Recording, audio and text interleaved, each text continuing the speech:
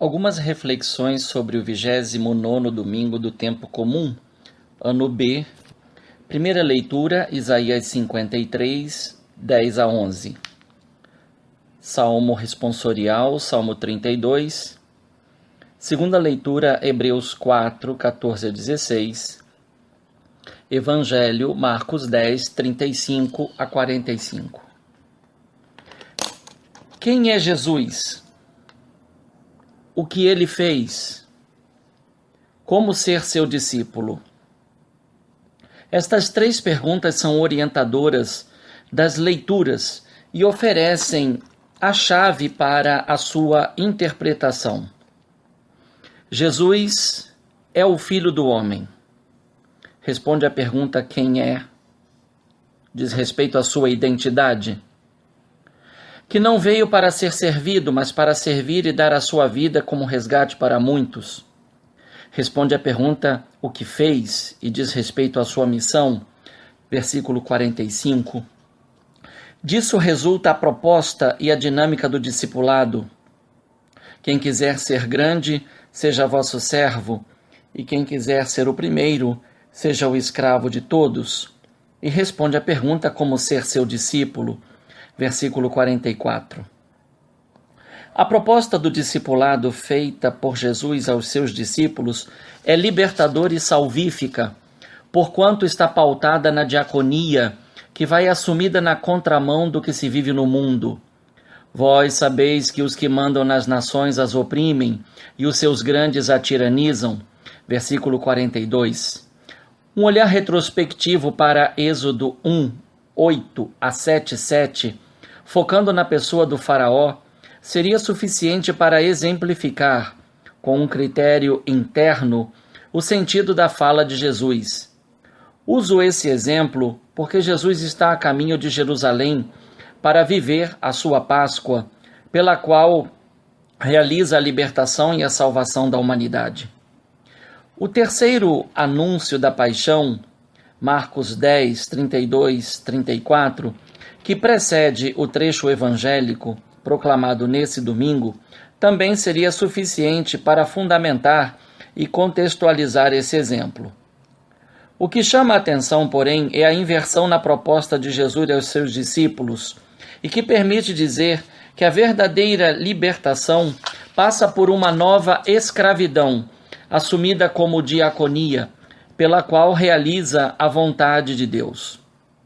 Acredito que Isaías 53, 10 a 11 permite fundamentar essa proposta.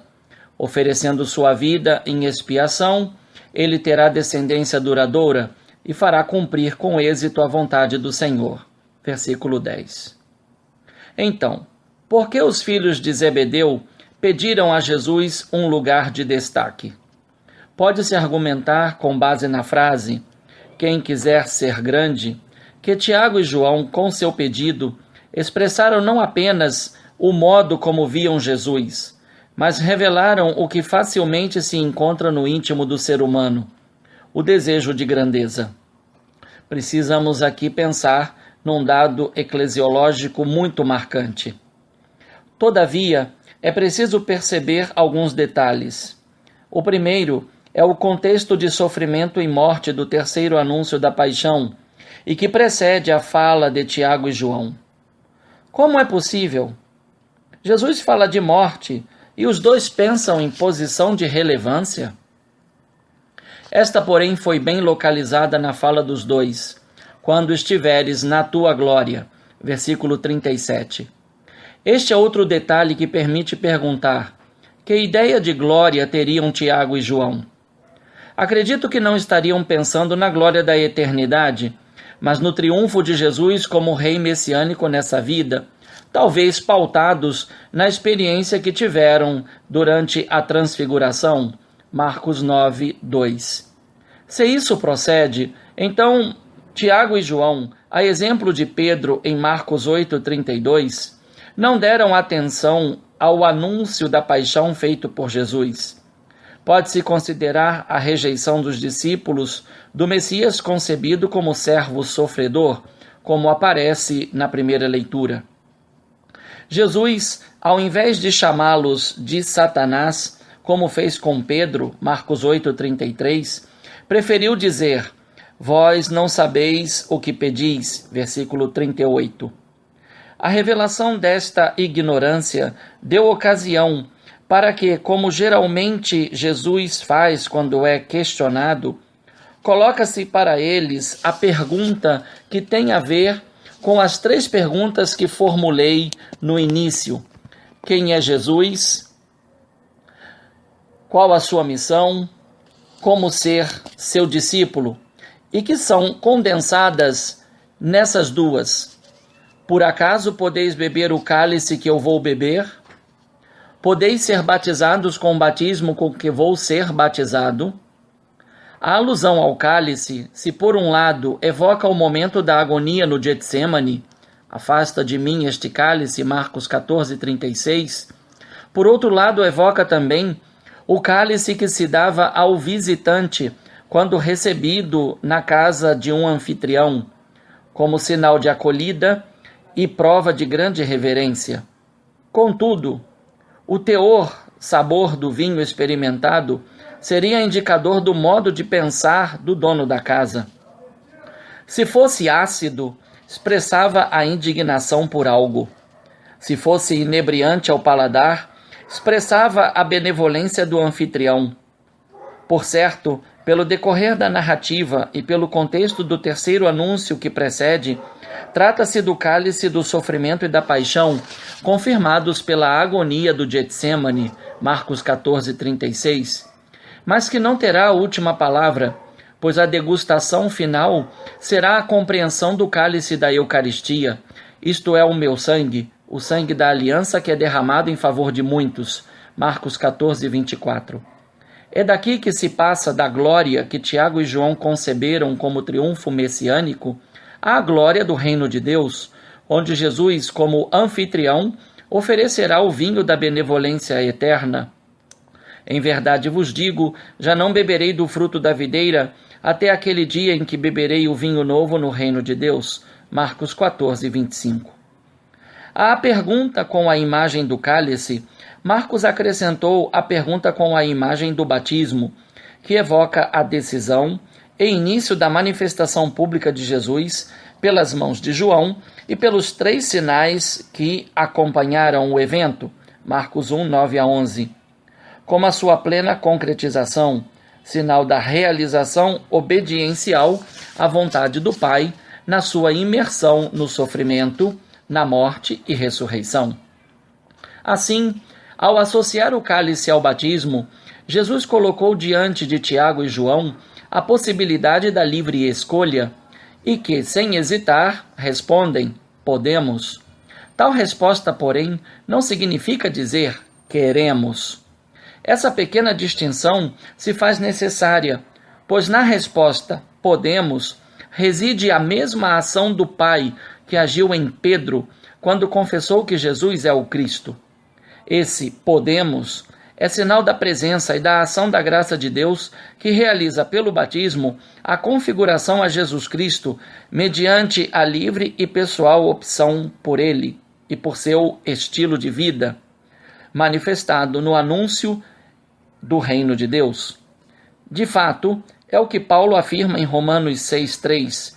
Quantos foram batizados em Cristo Jesus, foram batizados em sua morte. Isto é, beberam do cálice ácido da indignação pelo pecado, mas que se converteu no cálice inebriante pela oferta da própria vida por Cristo e pelo seu evangelho. Melhor do que responder podemos é ouvir a confirmação da parte de Jesus. Vós bebereis o cálice que eu devo beber, e sereis batizados com o batismo com que eu devo ser batizado. Versículo 39. Essa configuração a Jesus Cristo está, porém, condicionada à sua ação protagonizadora. Eu beberei, eu serei batizado. Como Tiago e João, cada um dos discípulos, a seu tempo, aprende a morrer a própria morte na morte de Cristo, como total entrega e prova de amor a Deus e à humanidade. A resposta de Jesus a Tiago e João vale para cada discípulo que passa pelo batismo e se nutre da Eucaristia, memorial da sua prova de amor. O desejo de Tiago e João não está muito distante do interesse do homem rico da leitura do Evangelho de domingo passado. Assim como Jesus propôs a ele o discipulado livre do peso das riquezas, devidamente aplicadas aos menos favorecidos, e colocou a salvação nas mãos de Deus, para quem tudo é possível, de igual modo, para Tiago e João, é dito que não se obtém o lugar desejado como privilégio a partir de um pedido, mas é para aqueles a quem foi reservado. E nesse caso, não se deve pensar necessariamente na glória celestial, mas na glória revelada na cena do Calvário, com os dois primeiros chamados a estar à direita e à esquerda de Jesus, isto é, os dois ladrões, Marcos 15, 27. Assim, a glória do triunfo messiânico esperado por Tiago e João se revelou na cena do ultraje da crucificação, pela qual Jesus se tornou ao mesmo tempo sacerdote, altar e vítima. Por este sacrifício, como total doação e prova de amor, as palavras de Hebreus 4, 14 a 16 revelam a graça e a força da fraternidade de Jesus, sumo sacerdote eminente,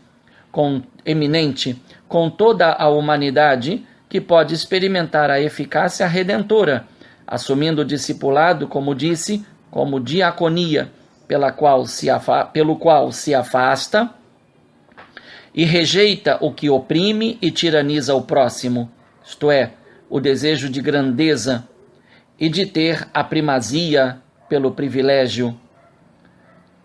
Então, aproximemo-nos com toda a confiança do trono da graça para conseguirmos misericórdia e alcançarmos a graça de um auxílio no momento oportuno. Que este domingo seja na minha vida e na sua um momento oportuno da graça do Senhor. Fraterno abraço, Padre Leonardo Agostini.